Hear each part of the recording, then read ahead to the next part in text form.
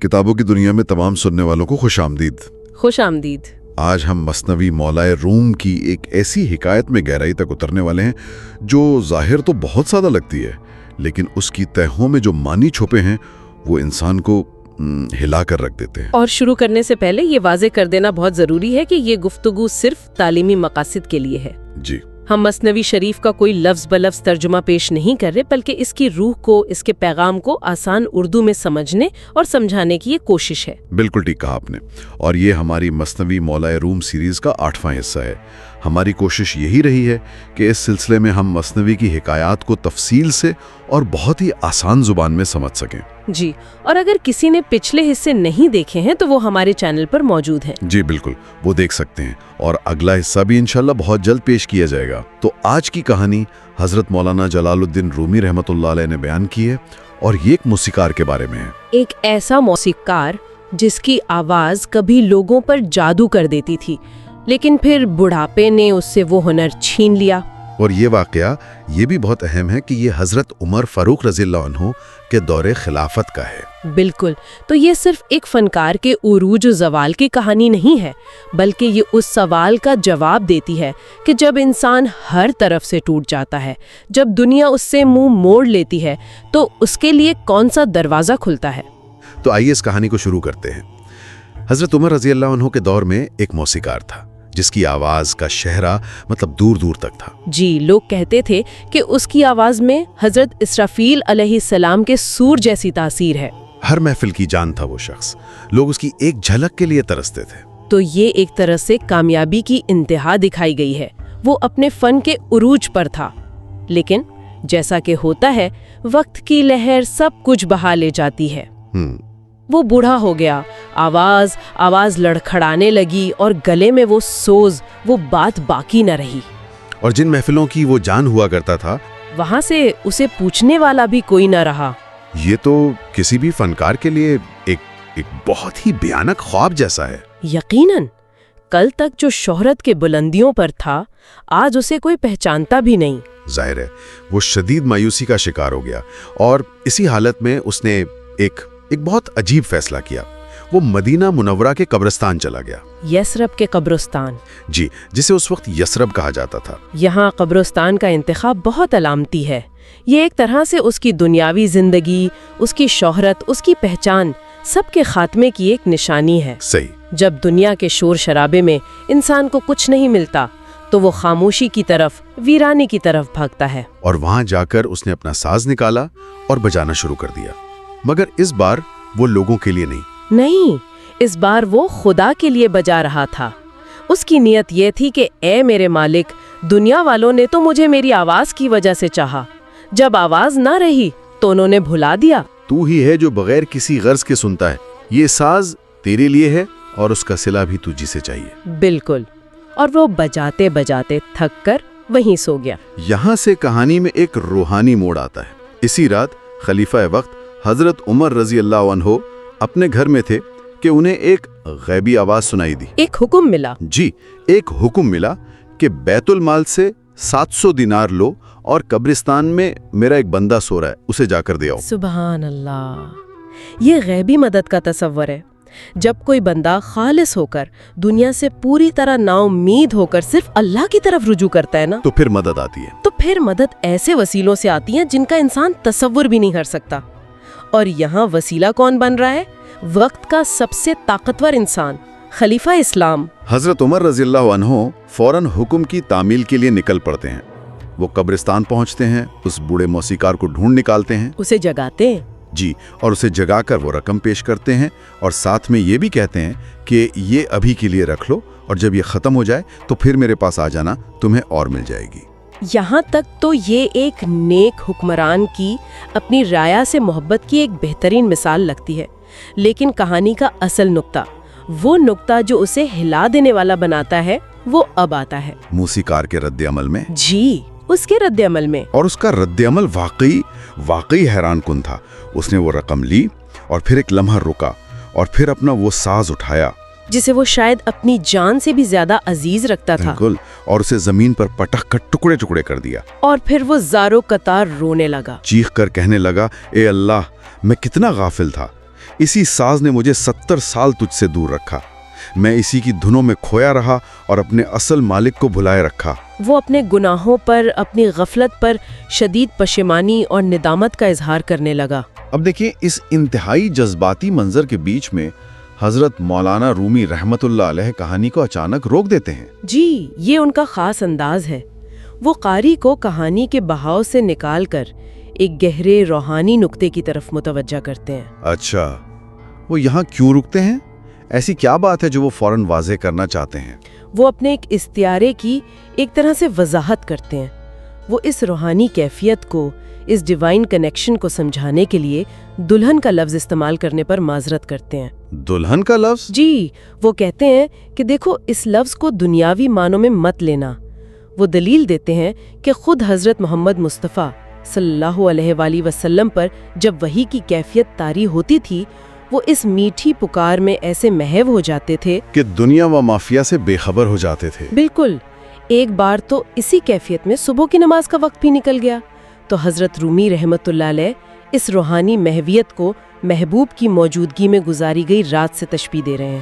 یہ تو بہت ہی نازک اور گہری بات ہے. یعنی وہ یہ کہہ رہے ہیں کہ روحانی عشق کی شدت اتنی زیادہ ہوتی ہے کہ اسے سمجھانے کے لیے دنیا کے سب سے قریبی رشتے کی مثال بھی کم پڑ جاتی ہے. بالکل. وہ کہتے ہیں کہ محبت اور محبوب دونوں پردے میں ہیں، اس لیے اگر میں اسے دلہن کہہ بھی دوں تو اسے گستاخی نہ سمجھنا، کیونکہ جو بات ظاہری نظر والوں کو عیب لگتی ہے، ہو سکتا ہے خدا کی نظر میں وہ عین حکمت ہو. وہ ایک مثال بھی دیتے ہیں نا باغ کی. جی، بہت خوبصورت مثال دیتے ہیں کہ جیسے ایک سرسبز باغ میں اگر کوئی ایک سوکھی ٹہنی پڑی ہو تو کوئی اس پر دھیان نہیں دیتا، اسی طرح پاکیزہ روحیں سینکڑوں خوبیوں کے سامنے ایک آدھ ظاہری عیب پر نہیں اٹکتی. بہترین. یعنی روحانی معاملات کو سطحی نظر سے نہیں دیکھنا چاہیے. اچھا، تو واپس کہانی پر آتے ہیں. موسیقار اپنے گناہوں پر رو رہا ہے، اپنا ساز توڑ چکا ہے، اور حضرت عمر رضی اللہ عنہ یہ سب دیکھ رہے ہیں. جی، وہ اس کے سامنے کھڑے ہیں. اب ان کا رد عمل کیا ہوتا ہے؟ اور یہی کہانی کا سب سے بڑا دھماکہ ہوتا ہے. حضرت عمر رضی اللہ عنہ نے جب موسیقار کو اس حال میں دیکھا تو اس کی توبہ کی تعریف کرنے کے بجائے انہوں نے اسے ٹوک دیا. ایک منٹ، کیا کہا آپ نے؟ ٹوک دیا؟ جی، ٹوک دیا. ایک شخص اتنے خلوص سے توبہ کر رہا ہے، اپنے ماضی پر پچھتا رہا ہے، اور خلیفہ وقت اسے ڈانٹ رہے ہیں. یہ تو بالکل الٹی بات لگ رہی ہے. ہم تو یہی سنتے آئے کہ توبہ کرنے والے کو شاباش دی جاتی ہے. یہی اس کہانی کا مرکزی نقطہ ہے. حضرت عمر رضی اللہ عنہ نے فرمایا، تمہارا یہ رونا دھونا، یہ پشیمانی، یہ سب اس بات کی علامت ہے کہ تم ابھی بھی ہوشیاری کی حالت میں ہو. ہوشیاری؟ جی. اور پھر انہوں نے وہ تاریخی جملہ کہا جو تصوف کی روح ہے.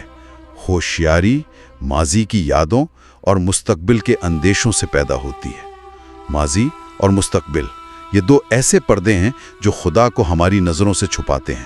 جاؤ اور ان دونوں کو آگ لگا دو. یہ ہوشیاری کیا چیز ہے اور ماضی اور مستقبل کو آگ لگانے کا کیا مطلب ہے؟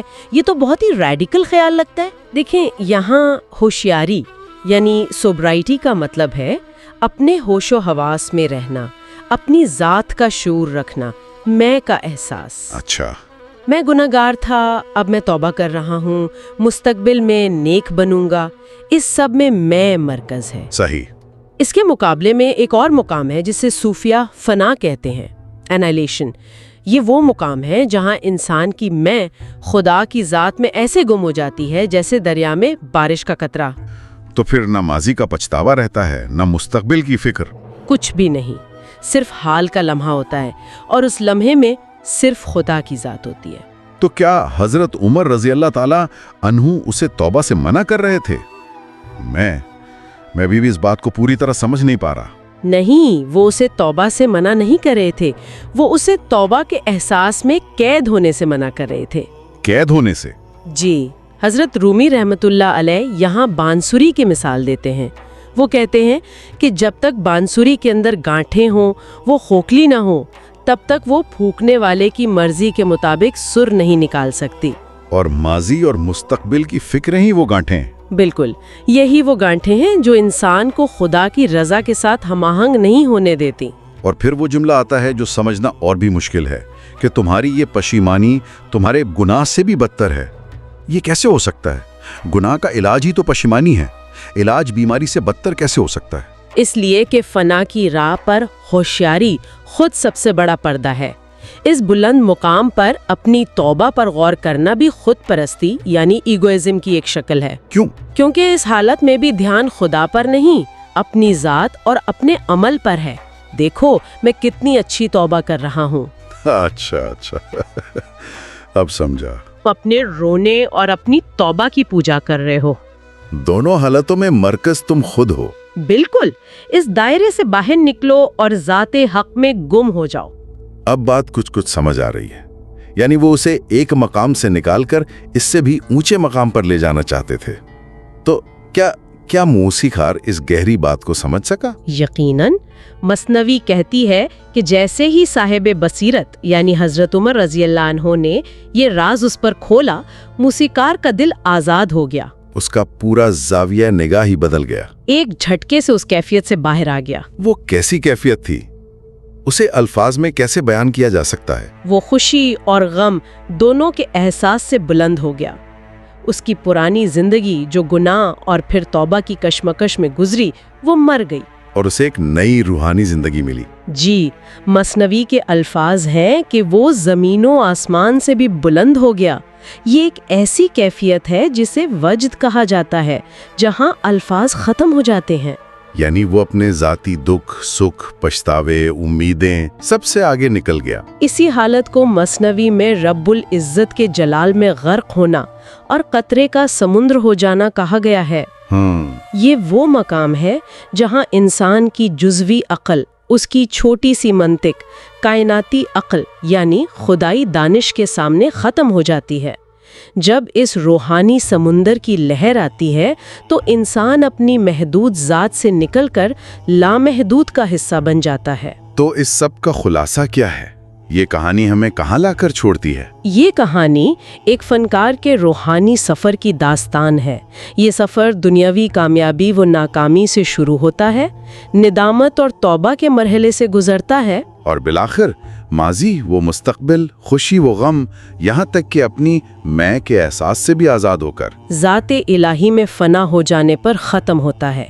یہ اپنے ہی بنائے ہوئے پردوں کو جلا دینے کی کہانی ہے۔ واقعی ایک ایسی تبدیلی جس کا تصور کرنا بھی مشکل ہے۔